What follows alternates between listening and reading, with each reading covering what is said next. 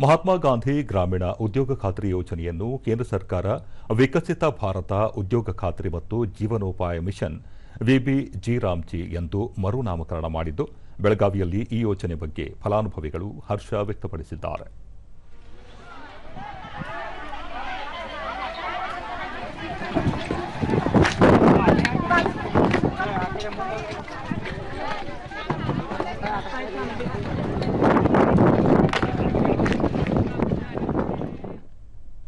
ದೂರದರ್ಶನದೊಂದಿಗೆ ಯಳೂರು ಗ್ರಾಮದ ಪ್ರಕಾಶ್, ಈ ಮುಂಚೆ 100 ದಿನಗಳಿದ್ದ ಮಾನವ ದಿನಗಳನ್ನು 125 ದಿನಗಳಿಗೆ ಹೆಚ್ಚಿಸಲಾಗಿದೆ.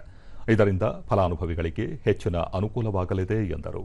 ಈ ಸ್ಕೀಮ್ में हम ज्यादा से ज्यादा काम करने का है और अपना देश का अच्छा भविष्य बनाने का है. मैं उसका पूरा समर्थन करता हूं.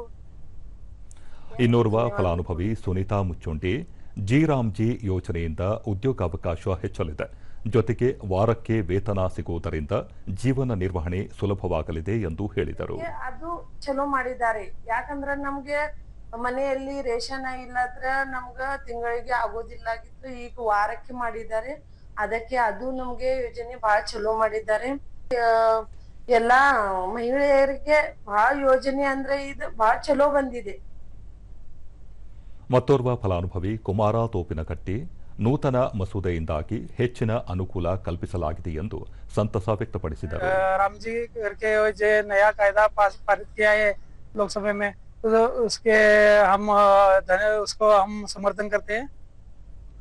ಫಲಾನುಭವಿ ಸರಸ್ವತಿ ಕಲ್ಮಠ, ಜಿ ರಾಮ್ಜಿ ಯೋಜನೆಯಿಂದ ಗ್ರಾಮೀಣ ಭಾಗದ ಮಹಿಳೆಯರಿಗೆ ಹೆಚ್ಚಿನ ಅನುಕೂಲವಾಗಲಿದೆ, ಜೊತೆಗೆ ಮಧ್ಯವರ್ತಿಗಳ ಹಾವಳಿ ಇಲ್ಲದೆ ಸಕಾಲದಲ್ಲಿ ವೇತನ ಪಾವತಿಯಾಗಲಿದ್ದು, ಇದು ಮತ್ತಷ್ಟು ಅನುಕೂಲ ಕಲ್ಪಿಸಿದೆ ಎಂದು ತಿಳಿಸಿದರು. ಮಕ್ಕಳಿಗೆ ಮನೆ ವ್ಯವಸ್ಥೆ ಆನ್ಲೈನ್ ಅಂದ್ರೆ ಬಹಳ ಚಲೋ ಆಕೈತೆ ಸರ್. ಯಾಕಂತಂದ್ರ ಪೈಲಾ ಏನಾಕೈತಿ, ಇನ್ನೊಬ್ರ ಕೈ ಒಣಸ ಕೊಡ ಎಷ್ಟು ಬರ್ತತಿ ಎಷ್ಟ್ ಇಲ್ಲ ಅಂತಂದ್ರ ಕನ್ಪಡೆ ಹೆಣ್ಮಕ್ಳಿಗೆಲ್ಲ ಗೊತ್ತಾಗ್ತಿರ್ಕಿಲ್ರಿ.